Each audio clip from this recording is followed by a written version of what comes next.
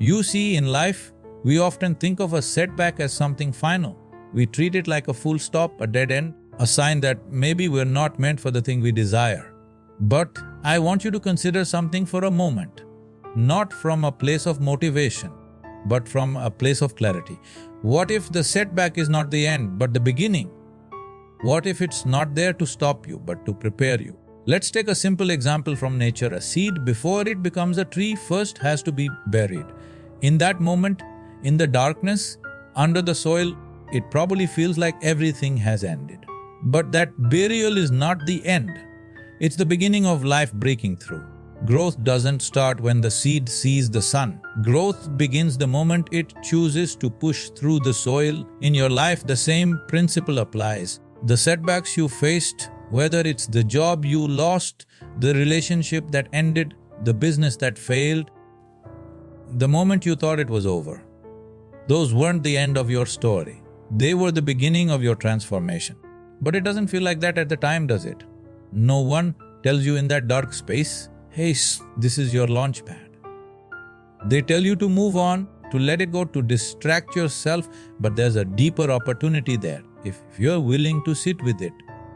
Pain, failure, rejection, these things strip us of illusion. They remove what's not real. And in that raw space, you begin to see yourself clearly. You see what truly matters to you, what you're made of, what you're willing to fight for. That's why I say the setback is a sacred moment.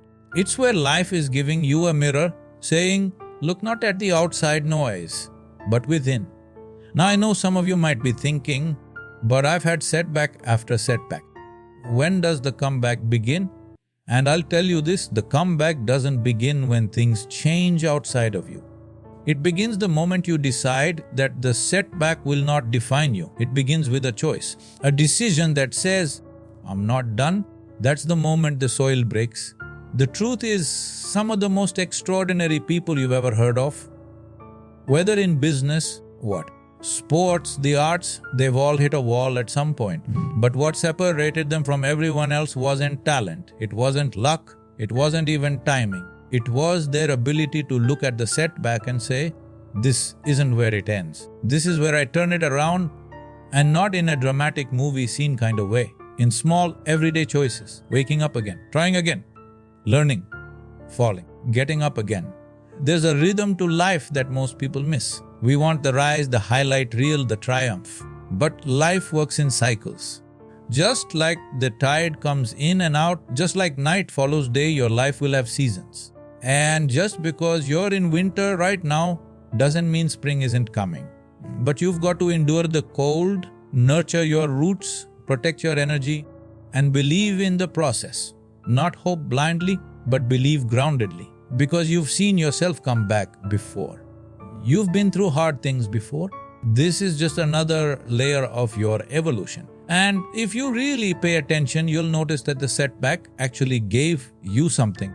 It gave you awareness. Maybe it showed you who's really in your corner. Maybe it revealed that you were chasing something that didn't truly fulfill you. Maybe it forced you to slow down, reflect, and realign. Setbacks are often just life clearing the stage for something more real, more aligned, more you. I'm not here to tell you that it will be easy. I'm not here to say that pain is fun. But I will tell you, it is powerful. If you lean into it, if you listen to it, it will teach you, it will shape you, and it will prepare you not for a return to what you had, but for something far greater than you imagined. So the next time life knocks you down, don't ask, why me? Ask, what is this trying to grow in me? Because the comeback is always greater than the setback. You can't heal by begging, you heal by returning to yourself. That's the truth most people aren't ready to face. When love starts to slip through your fingers, your first reaction might be to grip tighter, to overextend, to explain, to justify, to do whatever it takes just to keep them from walking away. With a loss, it feels like if you can just prove how much you care, maybe they'll stay, maybe they'll come back. But here's the thing, healing's with a loss. Healing doesn't come from chasing after someone who made a choice to leave you uncertain. It comes from choosing yourself, even when it hurts. Begging for love drains your soul. You lose yourself trying to become more lovable to someone who doesn't see your value in the first place. That's not healing. That's self-abandonment disguised as loyalty. That's the trauma response of a child who learned that love has to be earned, negotiated, or fought for. But love that requires you to shrink, to plead, to bleed emotionally is not love. It's emotional survival. You weren't born to survive love. You were born to thrive in it, to grow inside it, to feel safe in it. When people pull away, it's not your job to chase their shadow. It's your job to stand still and hold on to your light. Think about that. Every time you silence your needs to avoid conflict with a loss, every time you shape-shift to be easier to love, you're reinforcing the belief that your authentic self isn't enough. But what if the real healing begins the moment you stop apologizing for being whole? You keep thinking that if you just show them how much you care, with a loss, if you just stay patient, if you just wait a little longer, they'll wake up and realize your worth. But here's the uncomfortable truth: it begins with a loss. People who want to love you do. They don't have to be convinced. They don't need a pitch. They don't need 10 chances. Love doesn't need persuasion. It's presence. It needs truth. It needs consistency. If you have to beg for it, it was never real to begin with. With a loss, some of the most powerful healing begins when you finally say, I'm not going to beg anymore. I'm not going to betray myself for closeness that costs my peace. There's a kind of pain that comes from holding on to someone who's already let go emotionally. But there's also a deeper kind that emerges when you choose to set yourself free, even when it scares you. That's the real work. That's what healing actually looks like. It's not glamorous, it's not loud. It's not about sudden bursts of confidence. With a loss, it's about those quiet moments when you sit alone and still choose yourself anyway. You might still miss them. You might still have love for them. That's okay. With a loss, healing doesn't mean you stop feeling. It means you stop allowing those feelings to make you abandon yourself. It means you stop knocking on closed doors hoping they'll open if you just say the right thing. It means you walk away, not because you stopped caring with a loss, but because you finally care enough about you. You're allowed to feel disappointed. You're allowed to grieve what could be with a loss. But don't let grief turn into self-blame. Don't turn their distance into your shame. Not everyone can meet you where you are with a loss. Not everyone is capable of holding your heart with the gentleness it deserves. And that's not your fault. With a loss, it's just a reflection of where they are on their own journey. But your journey doesn't have to pause just because they chose to stop showing up. Healing begins when you return to yourself. When you look in the mirror and see someone worth staying for, worth fighting for, not because someone else said so, but because you finally believe it. Because you stopped performing for approval and started practicing self-respect. That's when everything changes. You might begin with be tired. Tired of always being the one who tries, the one who holds it all together, the one who sees the best in people, even when they show you their worst. But maybe this time that energy, your compassion, your loyalty, your depth, deserves to be given back to you with a loss. Maybe you've spent so long searching for home in someone else that you forgot how powerful it is to come home to yourself with a loss. And let's be honest, some people only show up when you're broken, when you're doubting yourself, when you're vulnerable enough to be manipulated. But the moment you start healing, they get uncomfortable. Because healed people are harder to control. Healed people are harder to use. That's why your return to self isn't just healing. It's liberation. So no, you don't heal by begging. You heal by remembering. Remembering who you were before they made you feel like had to earn love. And then, becoming that person again, stronger, wiser, unshakable. The version of you that doesn't need to be chosen by anyone else in order to choose yourself. And that's the moment everything changes. Not when they come back, but when you no longer need them to. Stop searching for depth in shallow waters. That's one of the hardest lessons we have to learn when we've been conditioned to find love in places where it barely exists. You keep pouring your soul into someone who only offers you fragments in return. You write novels, and they reply with silence. You show up fully, begins with a loss, and they meet you halfway on their best day. And yet you convince yourself that if you're just patient enough, soft enough, understanding enough, they'll change. But let me tell you something, they won't. Shallow waters don't suddenly become oceans just because you're willing to drown in them. You are not too much. You are not too intense. We give a loss. You are not asking for too much just because someone else refuses to give more. The problem isn't your depth, it's where you keep trying to place it. It begins with a loss. Some people were never meant to hold what you carry, not because you're unworthy, but because they're not capable. With a loss, you keep diving into their world hoping to find something meaningful, and all you find is the surface again and again. It's not that they're hiding it, it's just not there. And I know why you stay. I know why you keep trying. Because something inside you believes that your love can transform them, that your loyalty can awaken their awareness, that your consistency can fix their emotional absence. But that's not love, that's illusion. That's the fantasy of what they could be, blinding you to what they are. And every time they give you crumbs, you treat it like a feast. Every time they offer a hint of emotion, you romanticize it like it's something sacred. You're starving for connection and calling it love. With a loss, connection without mutual effort is just hope dressed up in heartache. You cannot build depth where there is no intention to meet you there. It doesn't matter how much you feel, how deep your empathy runs, or how pure your intentions are. If they are not choosing to grow with you, they are not going where you're going. And your heart deserves a place where it's not just seen, but deeply understood. Not tolerated, cherished. We've been taught to stay loyal, even when it hurts. To confuse attachment with love, to equate potential with reality. And that's where so many of us get stuck.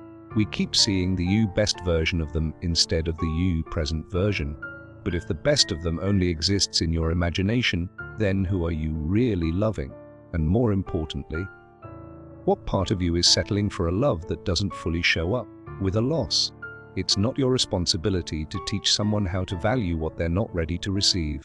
You are not the healer of everyone who stumbles into your life. With a loss, you are not the emotional rehabilitation center for people who choose comfort over accountability. And you are not meant to shrink your needs just to fit inside someone else's emotional limits. Sometimes, the most powerful thing you can do is walk away.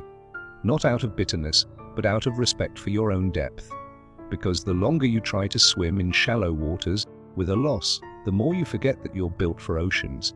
And eventually, if you're not careful, you'll start to believe that the shallow is all there is, that maybe your love is else too much, that maybe you don't expect too much.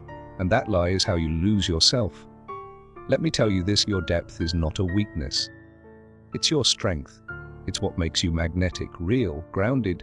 Don't waste it on people who get intimidated by what they can't control or comprehend. Because the right connection won't leave you wondering. It won't feel like effort just to be seen. It won't exhaust you to be loved. When someone is capable of meeting you at your depth, you'll know. Not because it's perfect, but because it's consistent. You'll feel safe. Not just in their presence, but in their silence too. You won't have to beg for clarity or chase after reassurance or decode their moods just to feel close. You'll be able to fully, completely, unapologetically. And that's the space where real love lives. So, stop waiting for a miracle in waters that were never meant to nourish you. You've been giving ocean love to people stuck in puddles, hoping that if you just pour enough, they'll rise to meet you. But love doesn't work like that. Depth recognizes depth. Soul recognizes soul. With a loss. And when you finally decide to stop searching in the wrong places, that's when you make room for the right ones to find you. With a loss. Because when you stop searching for depth in shallow waters, you finally start finding it in yourself. Turn loneliness into loyalty to yourself. That's the shift most people miss when they're hurting. When you feel unwanted or abandoned, your first reaction is usually to escape that feeling, to call someone, text some, distract yourself, fill the silence with noise. Ends with a loss, anything to avoid being alone with the H. But here's what no one tells you: loneliness isn't a punishment. It's a portal. It begins with a loss. It's a sacred space where you get to meet the version of you that doesn't rely on anyone to feel whole. We think that being alone means something is wrong with us. Like it's a verdict, proof that we're unworthy of love, unwanted, left behind. But being alone isn't what breaks us. It's how we resist it that drains us. When you're constantly searching for someone to fill that space, you hand your peace over to people who were never meant to hold it. You start depending on their presence to feel okay. And once you do that, you'll never feel safe again. Because your safety becomes conditional. It becomes fragile. You become fragile. But there's a deeper truth under that fear. The reason begins with a loss. The loneliness so much isn't because you're truly alone. It's because in that silence, you finally hear the parts of you that you've ignored for too long. The parts that needed your attention. The parts that were asking to be chosen by you with a loss. And when you stop running from the silence and actually sit with it, something shifts. You begin to realize that your own company was never the problem. It was your judgment of it that kept you stuck. You don't need to be rescued from your own presence. You need to become loyal to it. With loss, loyalty to self isn't just self-love. It's emotional safety. It's the decision to stay with yourself no matter who leaves. It's the discipline of not abandoning your peace because someone else abandoned their role in your life. That's power. That's self-trust. That's how you stop betraying yourself. Too many people confuse being wanted with being loved. But being wanted is not the same thing as being valued. It begins with a loss. You might be wanted for your attention, your energy, your softness, your body. But none of that means you're being loved for who you are at your core. That's why it's dangerous to base your self-worth on whether someone else stays. Because people will want you for what you give, not for what you are. With a loss, and if you don't know the difference, you'll keep giving yourself away hoping to feel whole. Begins a loss. You can be in a room full of people and still feel lonely if you're disconnected from yourself with a loss. But you can also be sitting in complete solitude and feel at peace when you've built that bond with your own soul. That's the difference. Peace doesn't come from company. It comes from inner loyalty. It's that quiet confidence that says, I will not abandon myself to feel temporarily accepted. It's the ability to say no, even when it's tempting to say yes, just to avoid silence. And let's be honest, it's hard, because some nights you'll still miss them. You'll still replay the memories. With a loss, you'll still wonder if maybe you were the problem. But here's the truth: you weren't the problem. You were just expecting depth from someone who only knew how to skim the surface. You were ready to love fully, and they were only ready to take pieces. That doesn't make you too much. It means your love requires a container strong enough to hold it. And that container starts with you, begins with a loss. When you become loyal to yourself, you stop giving people access to you just because you're lonely. You stop allowing people to enter your space without honoring your value. You raise the bar, you move differently. You begin to realize that solitude isn't the absence of love, it's the practice of it. It's where you stop performing and start resting. It's where you stop chasing and start choosing. And in that stillness, you find strength, the kind that no one can take away because you didn't borrow it. You built it. So if you're feeling lonely, sit with it. Don't numb it. Don't run from it. Let it teach you. Let it strip away everything you thought you needed to be enough. And then, from that place of clarity, build. Build a love for yourself so complete that being alone becomes a sanctuary, not a sentence. With a loss. Because the day you stop seeing loneliness as something to escape and start seeing it as a call to come home to yourself, is the day you stop being afraid of it forever. You are not hard to love. You're just learning to stop loving people who make you feel like you are. You don't have to prove your worth to be loved. Let that settle for a moment. You don't need to audition for affection, perform for connection, or shrink yourself into someone else's comfort zone just to feel accepted. Real love doesn't need convincing.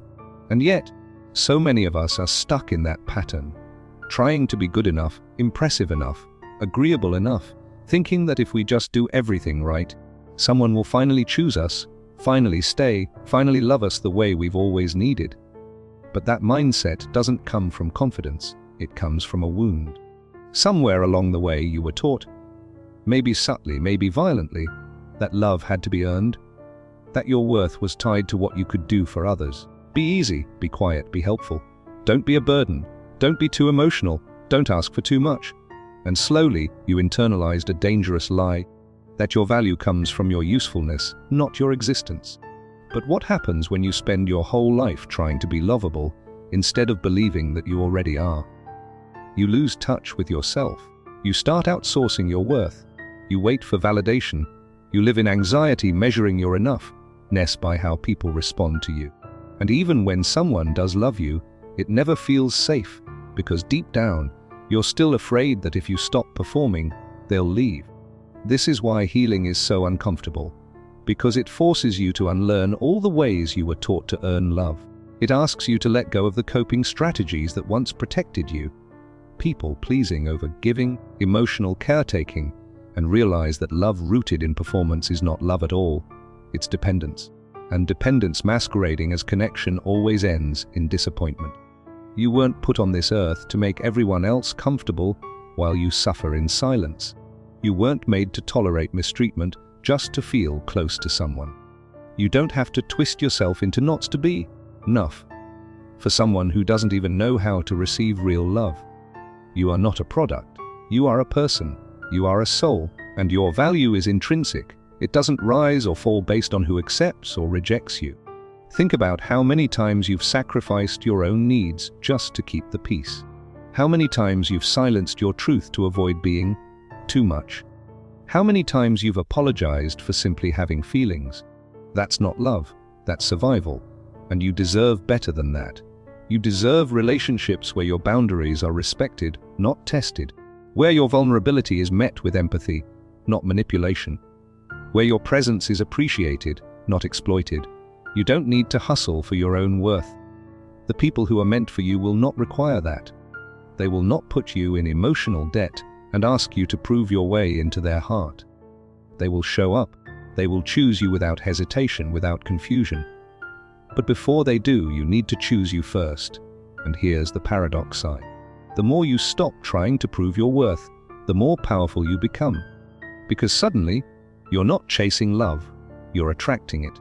You're not performing anymore, you're just being. You stop asking, am I enough for them? And start asking, are they even aligned with the kind of love I want? That shift is everything.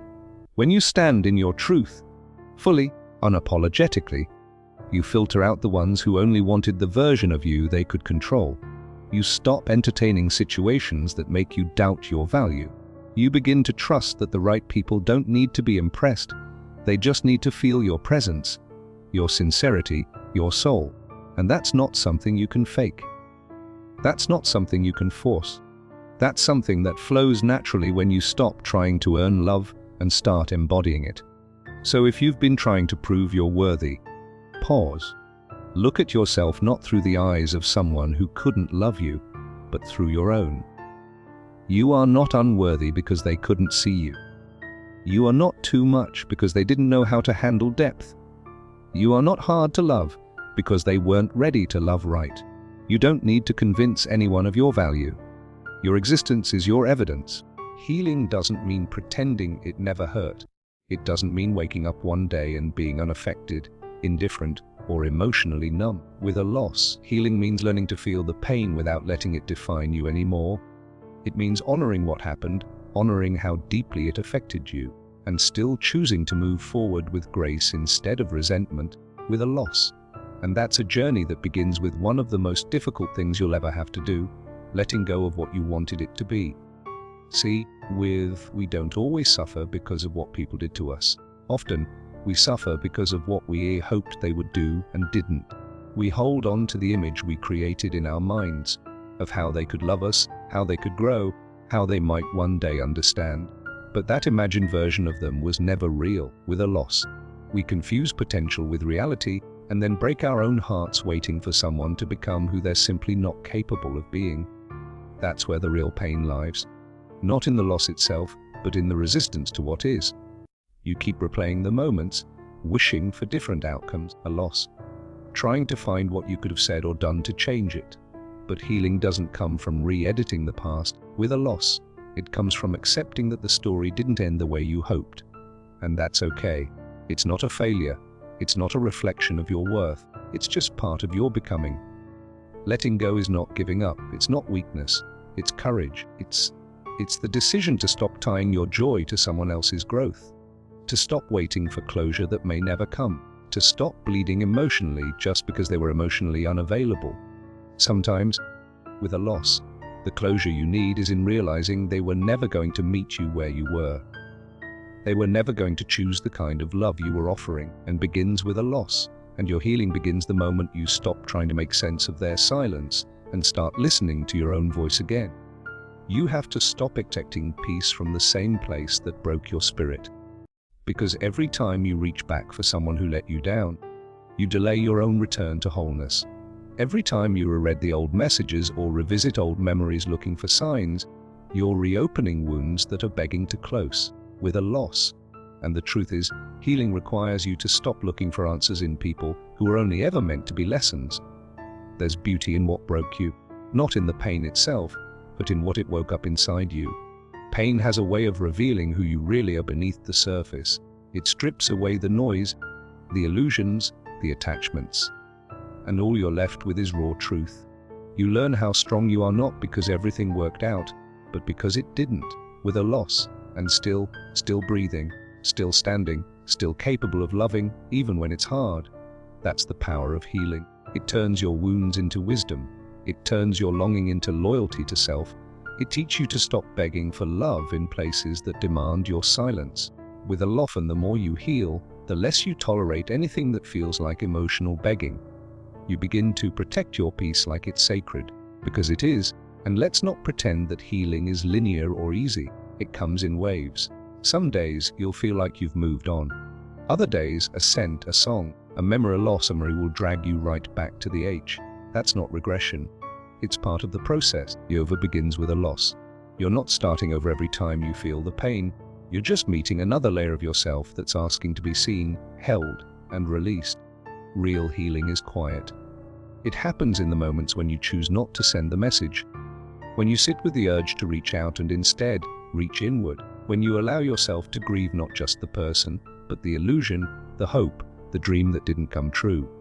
That grief is holy. It clears space inside you with a loss, and in that space something new begins to grow. Not a version of you who needs less love, but one who demands more truth. The version of you on the other side of healing is softer, wiser, stronger. They've learned how to love without abandoning themselves, with a loss. They've learned how to stay whole in the presence of someone else's absence. They don't need to be chosen to feel worthy. They don't need to be seen to believe they exist. Because their worth is no longer dependent on being loved. It's rooted in being. So if you're still hurting, keep going. Let yourself feel it, but don't let it anchor you. Use the pain as a compass, not a cage. Let it lead you back home. Not to who you were before it broke, but to who were always meant to become. A loss, because healing doesn't mean it never hurt. It means it no longer controls who you are.